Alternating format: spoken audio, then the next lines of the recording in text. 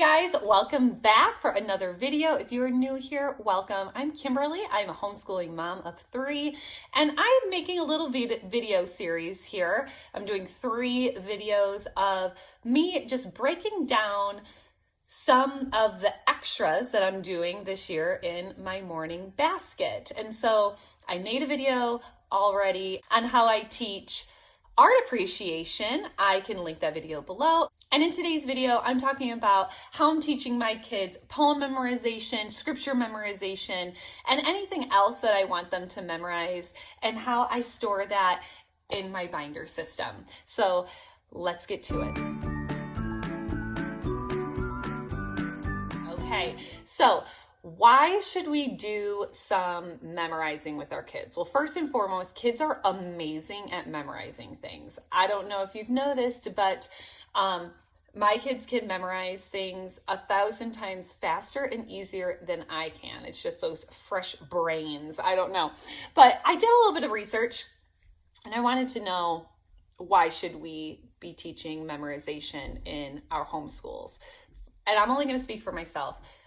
I was not really taught to memorize things. I went to public school. I was never really taught to memorize things. And in some cases, I really wish that I had memorized things, because then I could quickly pull from them as little pillars of knowledge later. Granted, some kids, if they have maybe some learning disabilities or something, it will be more difficult. I'll tell you, I struggled in math my entire life. I never memorized my multiplication tables. And honestly, I can function just fine without knowing my multiplication tables. I don't really drill into my kids their multiplication tables. I mean, we practice them way more than I ever did. But sometimes it does come in handy when you need to do a little bit of math, and if you have those multiplication tables kind of memorized. But I will say, if a teacher ever told me, I never knew this until I started homeschooling my own kids.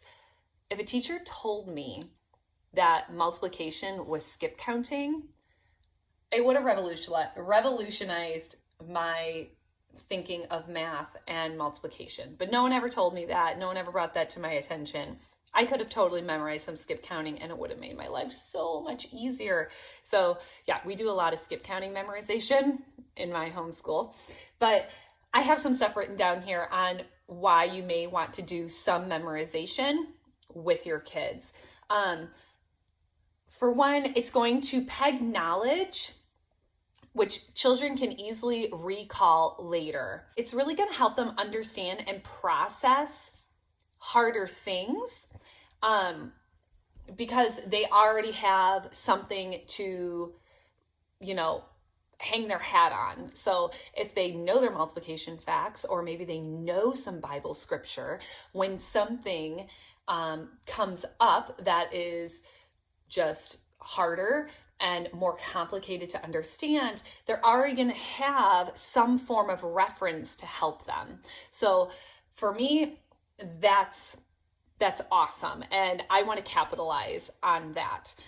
So you guys, I want to share my binder system with you in how I manage the memorization in my home. First and foremost, I'm going to tell you this. This is not my original idea. I got this idea from Sarah McKenzie, and I just really loved how she organized it. And so I choose to organize it the same way.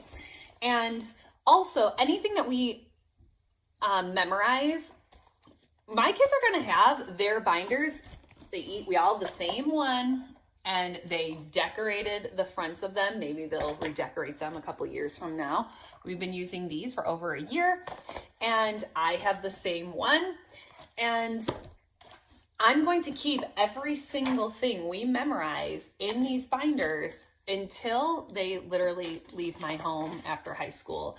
And we're just going to keep going over these. So I'm going to flip the camera around and show you through mine, because it's identical to my children's, and how I organize this, what we are memorizing, and hopefully you will get a great nugget of information or an idea that is going to help you in your homeschool if you're thinking about adding some memorization. All right, you guys, so here is my binder. It is a 1/2 inch binder. I like the smaller ones, but if you want to go bigger, go ahead. You can have your kids decorate it on the front if you like. And you're going to want some page dividers. I have just the cheapest ones, and I have it labeled new A, B, C, and D. I have this little sticky like note tab here because we don't do this every single day. I was trying to do it every single day, and it works for a while, but my family, we just get bored and things get dry. And so we are going to kind of loop it in this year, maybe do it once to twice a week in our homeschool. So we have the new tab. So under the new tab, this is the current Bible scripture that we are memorizing. So I read it first, and then I have the kids read it along with me. I do have kids that do not know how to read, and so they just do their best to repeat after me, that kind of thing. So this is the current Bible scripture we are doing. And then we are memorizing the poem The Yak by Hilary Block. And yeah, so I'll usually have 2 things in our new tab, nothing more than just 2 things. Otherwise, that's just it just kind of bogs you down. And then let's say it's Monday. We're going to take the A tab and we'll do our new, and then we're going to read everything in our A tab as well. So in our A tab, we currently have the 10 Commandments, Ooey Gooey, B prayer, and John 3:16 is everything we have done there. And the same will go. Then the next day, or the next time we bring this out, we would do what's in the new tab, and then we'd move on to the next one, and we would just only do what's in B, and so on and so forth. So the next time I pull this out, we will do the new tab, and we are on letter C. So I'll turn over letter C, and we are going to go through the pages on here. And like I said, we've been doing this for about a year now. And so if we go back to doing this every single day, we would be doing this Monday, Tuesday, Wednesday, Thursday. So that's why I chose to do 4 tabs. I could choose, as we continue on to doing this, I could add more tabs just so there's not a 1,000 pages under one tab, because then that would just really take a long time. So use your discretion in that. I think maybe once I get to 8 sheets of paper under each tab, I may add another letter, just so we're not spending 10, 20 minutes on memorization when we don't need to. But I want this to stay fresh with my kids. I don't want them to forget. And so we will do about a month or so, depending on how complicated the items are under our new tab. And then I will distribute them after a month in here. And then I'll choose something else and put it under the new tab. And that is pretty much how I do it. All right, so you could also be wondering, Kim, how do you choose the things that you want to memorize? That's a really great question. My poems, I've chose to go to the IEW website. That's Anthony Pudawa's. He has a curriculum. I did not buy the curriculum, but he has a curriculum called Linguistic Development with Poetry Memorization. And I went on to the IEW website and I printed out the sample teacher's guide. So when you pull up that curriculum of linguistic development through poem memorization, they give you samples on there for free, and they give you the entire teacher's guide as a sample for free.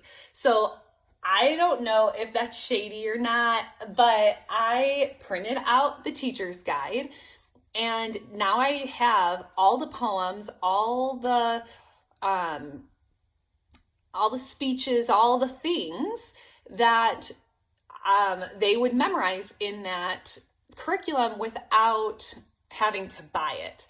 So as far as like poems go, or if I run across a poem in a book and I really like it, I just like, we're going to memorize that because that one's really fun. I do that too.